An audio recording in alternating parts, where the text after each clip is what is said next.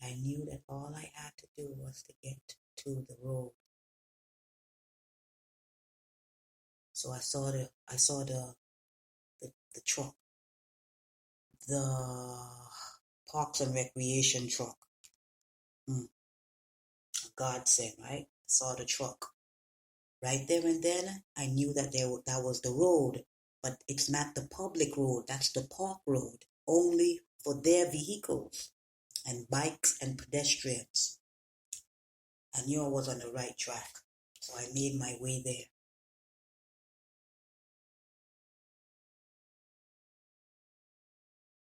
All the park goers, they're just running. I'm just looking at it, all different shape, sizes, uh, um, ethnicities, and I grabbed two ladies.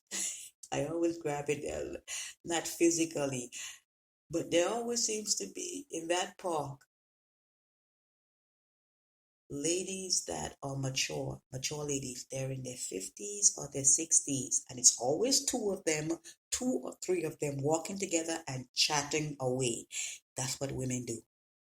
You will hardly see a man or couple men chatting away in the park, walking. You won't see that. What you will see is men running. Remember what I told you? Men are always on the go. They're always moving. I grabbed the two mature black ladies and I said, excuse me, can you tell me how to get out of the park? Well, she said, where you trying to go? I said, anywhere close to Church Avenue. She said, well, we're right in the middle. So her friend told me to go left, but she's saying, no, go right. So she overtalked her friend and she says, no, she's right in the middle. She says, if you go that way, you're going to go to Grand Army Plaza. She says, if you go back this way, it's going to be to Prospect Avenue. Well, I just didn't care. I just wanted to get out of the park. I got to get back. I need to make a phone call. I need to receive a phone call. Child,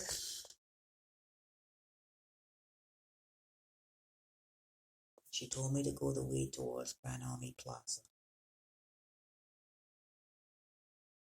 She says because Church Avenue is on the other side of the park.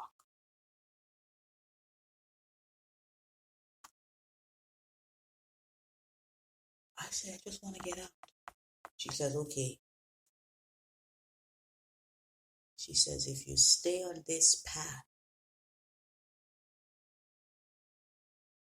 when you see the big statues, that's when you make a left. You'll see the big statues. She says, you're going to get to a fork in the road. She says, make a left.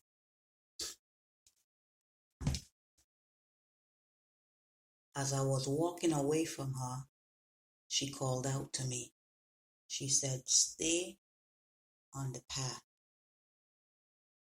She says, as I was walking in the middle of the road, that's the road. That's the path for the bicyclists.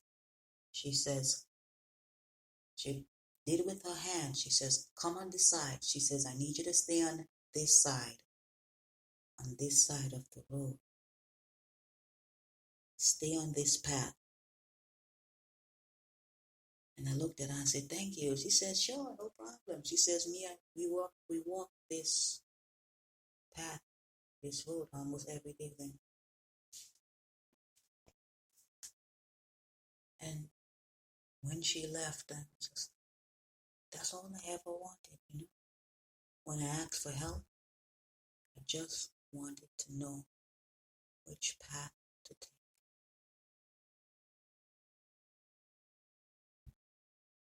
Which path, which way.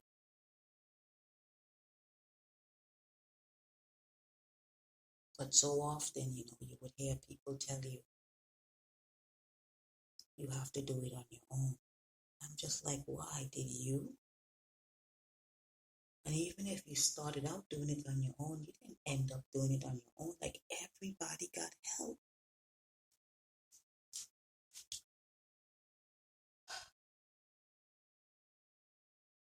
And one thing I notice about people in the park,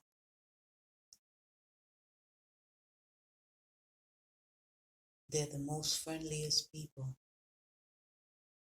And I know what it has to do with. It has to do with them being right in the midst of nature. They're right in the midst of God, His creation. Even when they're finished working out and they're panting and you see them smiling, but they have a smile on their face. And if our eyes meet, they just say, hi, hi, how you doing? They just are so filled with such life and such passion. And I say, I want to get back there. I used to jog. I used to run. I can't run now because I'm too heavy. I'm going to fuck my knees up. So I got to walk until I get down to a certain weight, that the weight that my knees can bear the weight. Right now I'm too heavy.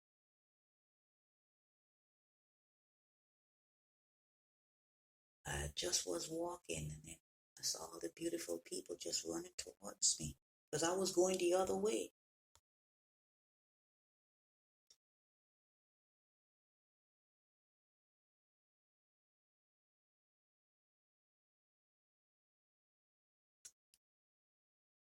I came out by Grand Army Plaza. It's the big statue. You can't miss it. You can't miss it. It was from the colossal days when, they had the big Victorians and all of that.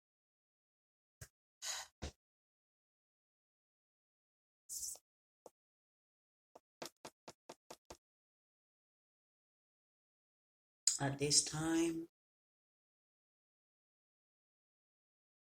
it was about 10 something. So I had to ask someone else. I said, "Is Flatbush Avenue? I need to know where I'm at. I'm lost, right?" He says, "Yeah." He says, you have to go all the way down to where you gotta go to church. I could have caught the bus. I could have caught a $2 cab. I wanted to walk.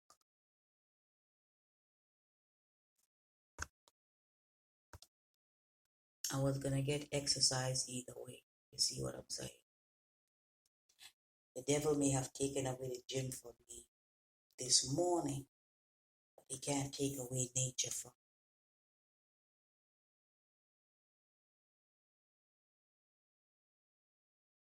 I finally got back to the apartment and I realized that I had walked for over 2 hours.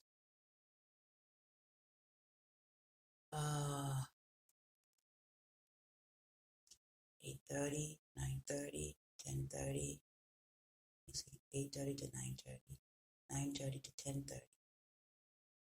I got back in the apartment with 1 minute to spare. As soon as I got back in, the phone rang.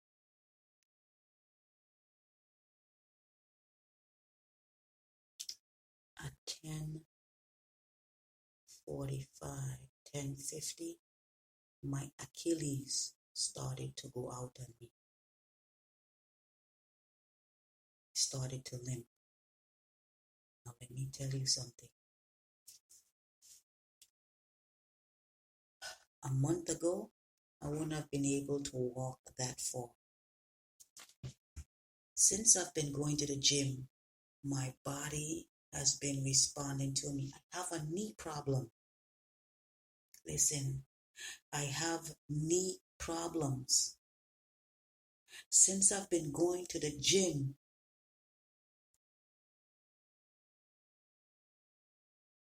my knee problems have been diminished.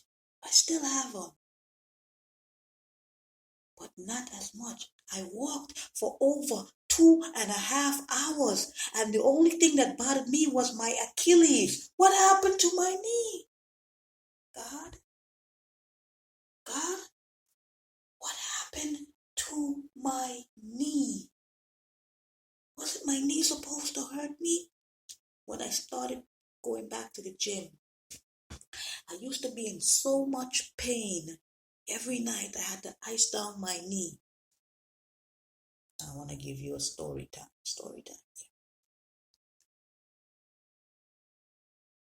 About 2 weeks ago,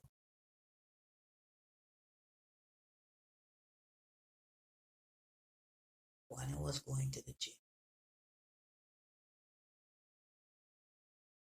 I had the mantra in my head that it's a make it or break it. That meant that no matter how painful it was, I was in pain. I was going to the gym. I would still work out. I would work out. I would do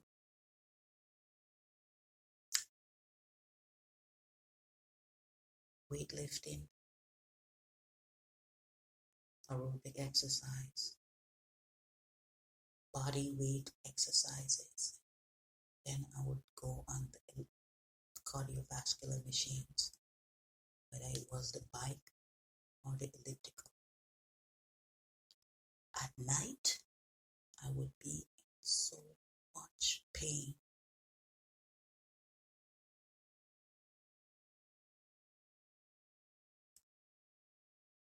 One night I got the bright idea.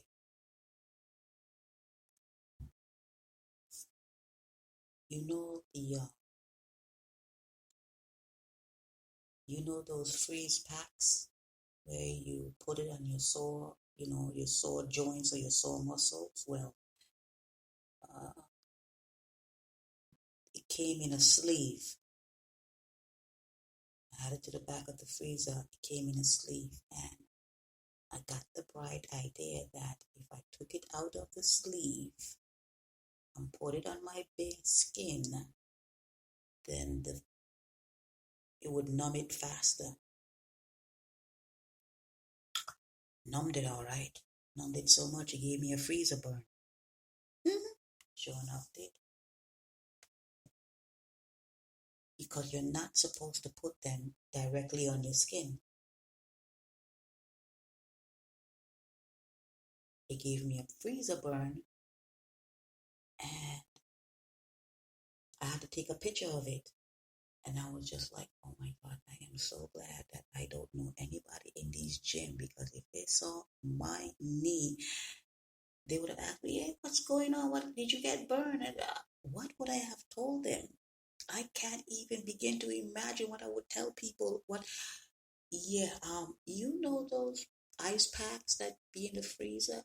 Yeah, I put it directly on my skin.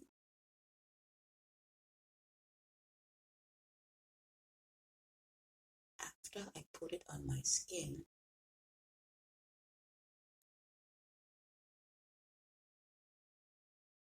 a couple of minutes later, I rubbed it with some alcohol.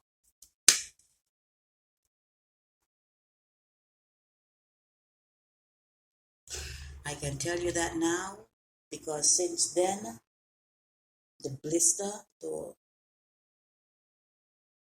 has popped and now it's healing. You can see the raw skin over it, and it's still kind of discolored, but discolored around it. But